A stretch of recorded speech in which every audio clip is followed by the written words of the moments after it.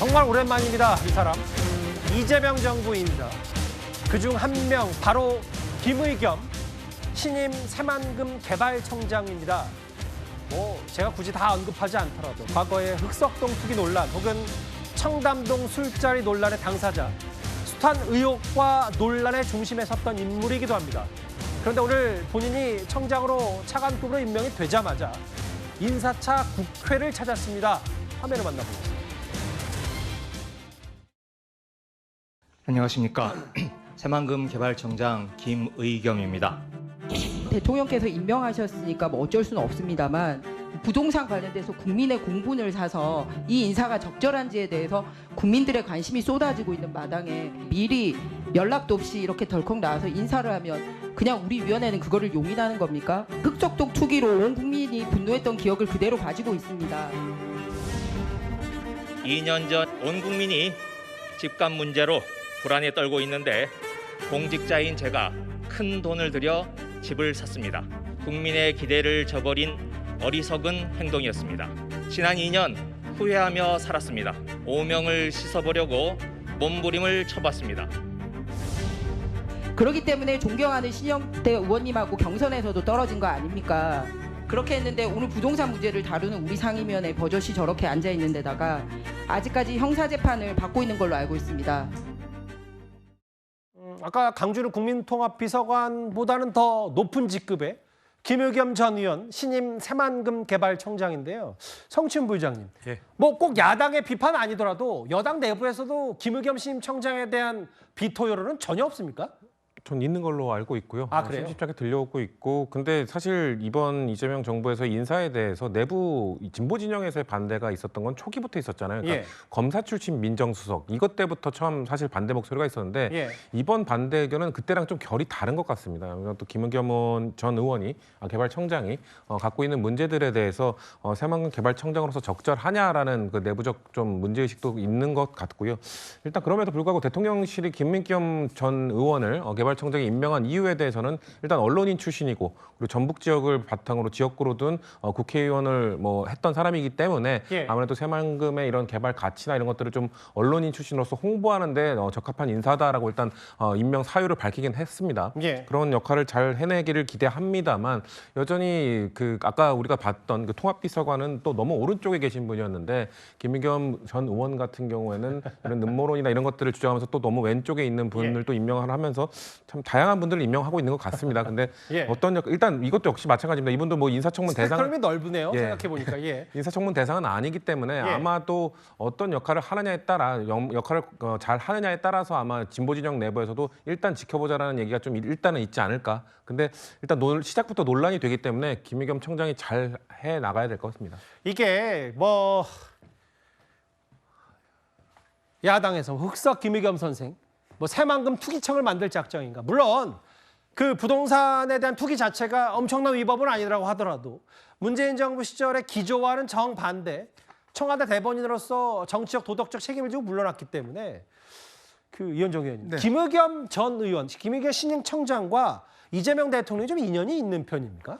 글쎄요, 특별한 개인적 인연은 별로 없을 겁니다. 근데 이제 참 저는 좀 의아한 게 민주당에 꽤 인적 불이 많거든요. 많은데 왜 하필 이렇게 이제 서서히 보니까 좀 문제성 있는 인사들을 이제 지금 배당하는데 새만금을 굳이 언론인 출신 전직 군산 국회의원 나왔던 사람 굳이 할 필요가 있을까라는 생각이 들어요. 왜냐하면 그쪽 분야에 또 전문적인 분도 있고 그렇게 문제가 없는 분도 있는데 지금 보면 저는 그래서 이재명 대통령이 초기에 이제 처음에 장관 인사를 할 때 꽤 호평을 받았지 않습니까? 근데 그 이후에 청문회를 하면서 꽤 문제성 있는 부분들이 있는 것 같아요. 그리고 그 이후에도 보면 지금 점점 이제 인사에 관련돼서 지금 논란인 인사들을 하는데 물론 이제 여러 가지 어떤 그 곳에서 많은 이제 추천이 있고 또 이게 있을 겁니다. 그걸 대통령이 다 챙기지는 못할 거예요. 아마 그런 측면에서 이제 인사를 하는 것 같은데 특히 이번에 보니까 이 새만금 청장뿐만 아니라 인사혁신청장도 좀 이따 이야기하겠지만 꽤 논란과 문제의 소지가 있는 인사인 것 같습니다. 특히 이제 김의겸 의원 같은 경우는 지금 현재 형사재판과 민사재판을 동시에 받고 있는 분 아니겠어요? 그렇죠. 굳이 왜 이분한테 이렇게 새만금 저기가요 꽤 자산이 많습니다. 제가 알기로 한 20조 넘는 그 새만금 전체 자산이 있는 걸로 알고 있는데 예. 왜 꼭 그런 곳에 왜 이런 또 논란을 불러일으켜서 왜 김의겸이 하는지 그거에 대한 제가 볼 때는 좀 이해 있는 설명을 잘 못하시는 것 같습니다. 과거 흑석 부동산 투기 논란 말고도 아까 이현정 의원이 언급하셨던 지금 재판 중입니다. 재판을 받고 있어요. 김의겸 전 의원, 김의겸 신임 새만금 개발청장. 바로 이 문제, 이 장면 때문일 겁니다. 제가 제보를 받았습니다. 7월 19일 밤인데요. 제보 내용에 따르면 김앤장 변호사 30명 가량이 있었습니다. 청담동의 바에 합류를 했습니다. 위원님 저 술 못 마시는 건 아십니까? 네, 알고 있습니다. 저기서 제가 노래를 부르고 동백 아가씨를 했다고요? 3시 넘어서? 이렇게 공개적으로 대한민국 법무부 장관을 모욕할 정도로 자신 있는 말씀이세요? 한동훈 장관 사고와 요구에 대해서 입장 한 말씀만 부탁드립니다. 저 이미 나왔잖아요. 입장은 당에서. 아직 한 장관은 계속 명예훼손 혐의라고 말하는데 헛발질한다는 이야기도 많이 들어요. 축구로 비유를 하자면 벤치에 가만히 앉아 있으면 헛발질할 일도 없어요. 그런데 운동장에 뛰어 들어가서 한 번이라도 골을 넣어보려고 하다 보면 헛발질도 하는 거잖아요. 이쁘게 좀 봐주셨으면 합니다. 가만히 있으면 아무것도 안 하니까 뭐 나가서 헛발질도 할 수 있는 거 아니냐 예쁘게 봐달라고 했었는데요.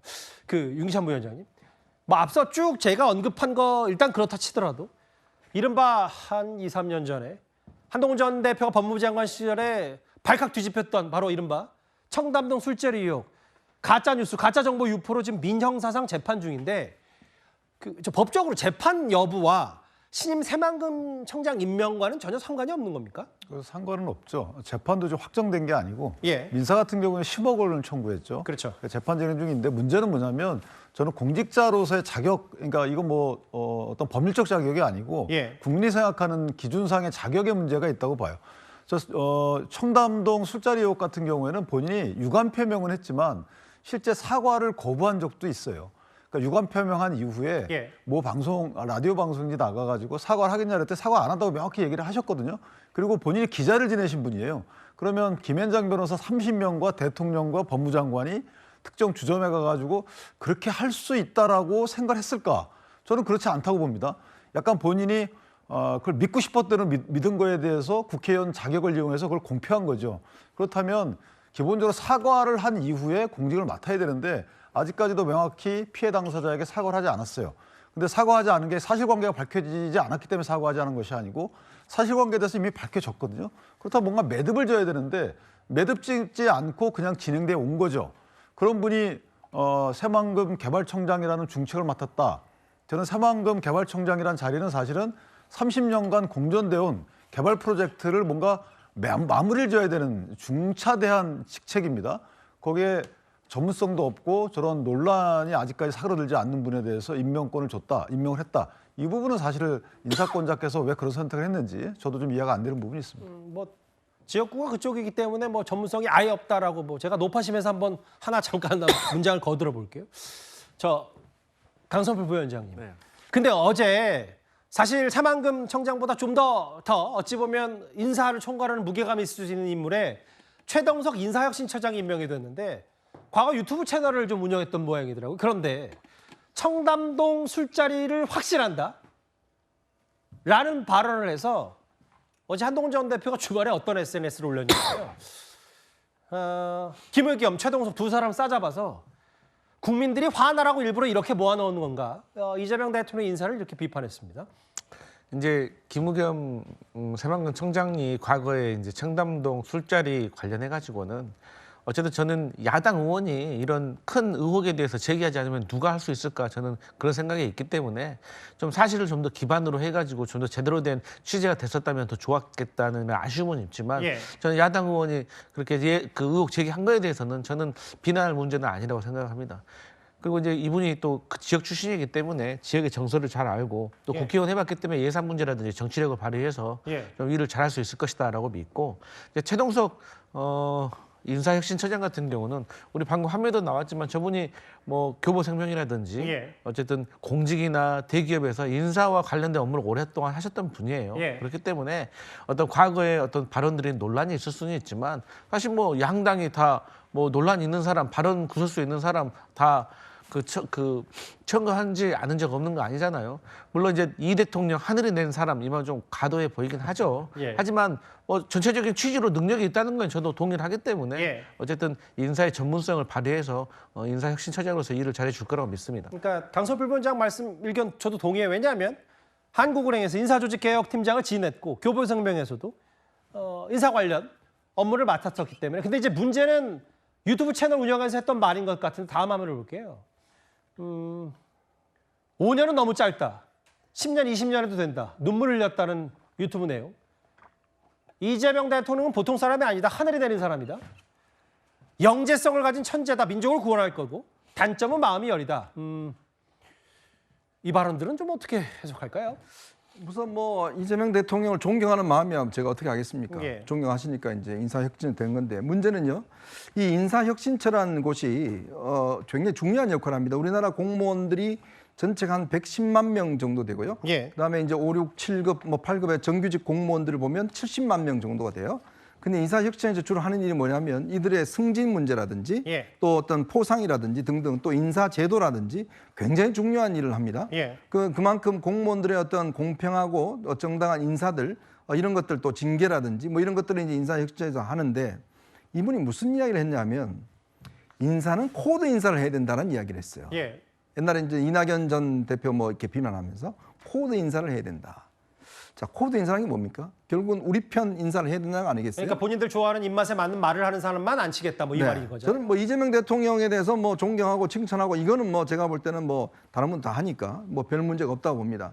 그러나 중요한 것은 뭐냐면 인사혁신처의 처장을 맡는 분이 코드 인사를 해야 된다라고 주장하는 분이 맞다는 거예요. 뭐 이분이 뭐 교보생명 뭐 등등 몇 군데 했다고 했지만 예. 70만 명 정규직 70만 명 공무원들의 인사를 하는 분이 코드 인사를 한다고 그러면 어떻게 되겠습니까? 지금 뭐 고위직들 코드 인사 때문에 문제지만 예. 일선 공무원들까지도 그런 방식으로 하겠다는 사람이 수장을 맡는다 그러면 그게 인사의 공정성이 확보되겠습니까?